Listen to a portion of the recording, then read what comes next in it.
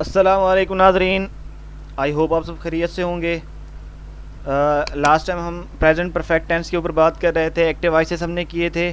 Passive voice पे shift हो रहे हैं। सबसे पहले अगर हम पैसिव वॉइस की तरफ आते हैं तो इसके रूल्स के बारे में एक नज़र देख लेते हैं। रूल्स आप लोगों को वैसे पहले बता दिए हुए हैं। सबसे पहले जब हम स्टार्ट करते हैं that is identification of subject and object.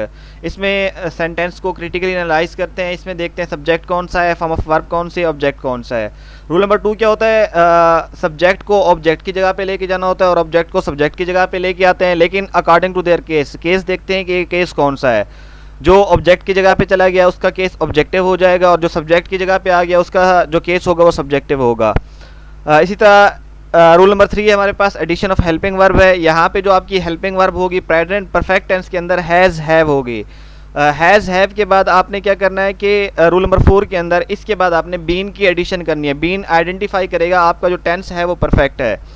तो इस बीन की एडिशन के बाद आपने क्या करना है, थर्ड फॉर्म ऑफ वर्ब जो है उसको मेन फॉर्म ऑफ वर्ब के तौर पे इस्तेमाल करना है। वैसे परफेक्ट टेंस में ऑलरेडी ही थर्ड फॉर्म ऑफ वर्ब ही इस्तेमाल होती है, लेकिन हम यहाँ पे जो है ना उसको दोबारा एक दफ़ा देख लेते हैं। और लास्ट जो आपका रूल होगा वो जहाँ पे आपका ऑब्जेक्ट होगा, ऑब्जेक्ट से पहले आपने बाई लगा देना। इस तरह से ये 6 रूल्स की बेस पे हमारे पास जो सेंटेंस स्ट्रक्चर बनेगा वो बनेगा सब्जेक्ट प्लस हैज़ और हैव बीन। हैज़ जो है सिंगुलर के लिए आएगा, हैव प्लूरल के लिए आएगा, प्लस आपकी थर्ड फॉर्म ऑफ वर्ब हो जाएगी, प्लस बाय एंड ऑब्जेक्ट हो जाएगा। इसी की बेस पे हम स्ट्रक्चर की तरफ आते हैं। सबसे पहले अफर्मेटिव को के स्ट्रक्चर को देखते हैं। टेंसेस वही इस्तेमाल करेंगे जो हम ऑलरेडी जो है ना एक्टिव वॉइस में इस्तेमाल कर चुके हैं। स्ट्रक्चर आप लोगों को अफर्मेटिव का बता दिया। सबसे पहले सब्जेक्ट प्लस हैज़ और हैव। हैज़ जो है वो प्लूरल के लिए सिंगुलर के लिए और हैव जो है वो प्लूरल के लिए होगा, प्लस बीन हो जाएगा, plus third form of verb and by और ऑब्जेक्ट हो जाएगा।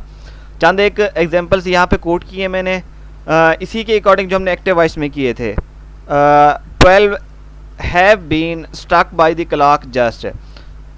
इसी तरह सेकंड सेंटेंस को देखते हैं।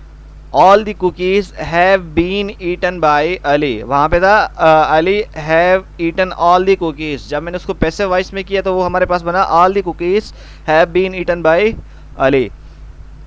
इसी तरह थर्ड सेंटेंस की तरफ चलते हैं। All my work have been done by me. अगर एक्टिव वॉइस की बात करते हैं तो हमारे पास था I have done my all homework. Fourth sentence है हमारे पास। अगर हम एक्टिव वॉइस की बात करें, आयत has completed her degree from Oxford university. अगर यहाँ पे पैसिव वॉइस में जब मैंने उसको शिफ्ट किया that become her degree has been completed by Ayat from Oxford university.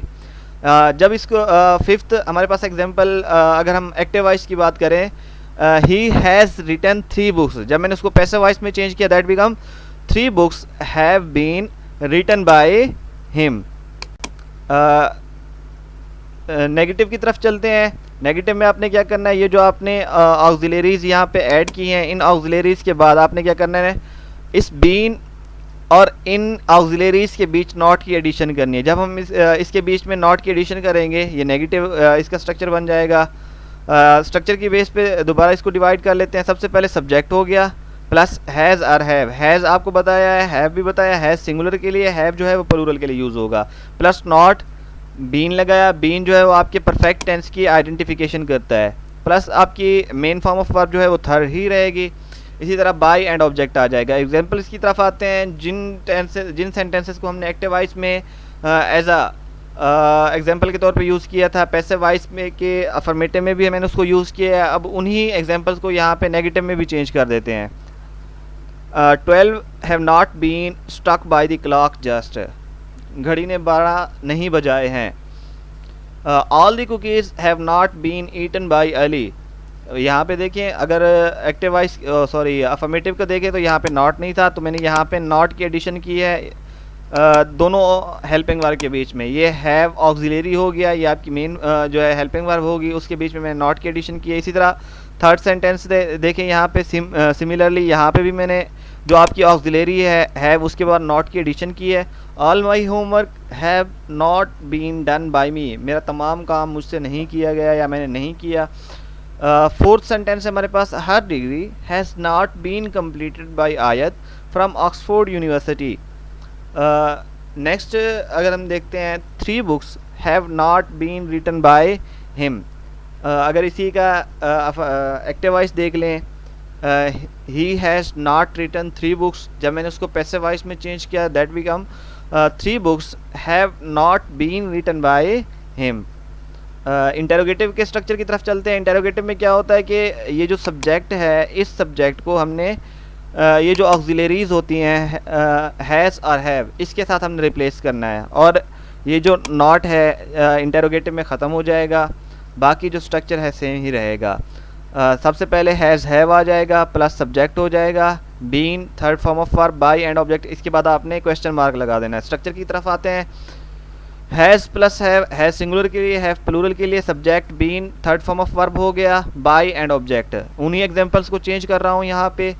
Have 12 been stuck by the clock just, क्या घड़ी ने 12 बजा लिए या बजा चुकी है।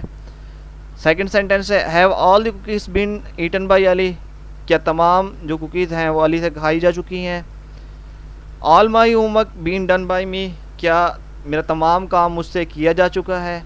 इसी तरह फोर्थ सेंटेंस है हमारे पास, has her degree been completed by Ayat from Oxford University. And पे have 3 books been written by him, क्या उससे 3 किताबें लिखी जा चुकी हैं। आई होप कि आपको इन सेंटेंसेस की समझ आई होगी, और अगर आपकी कोई क्वेरीज़ हैं, आपको समझ नहीं आई, तो आप मुझसे फर्दर कंसल्ट करके पूछ सकते हैं इन चीज़ों के बारे में कि ये जो चीज़ है ये हमें यहाँ से समझ नहीं आई। तो I try to put my effort, या जितना जल्दी हो सकेगा मैं आप लोगों को समझाने की कोशिश करूँगा। तब तक के लिए अल्लाह हाफिज़। अल्लाह आप सबका हामी नासिर हो। अल्लाह निगहबान। अल्लाह हाफिज़।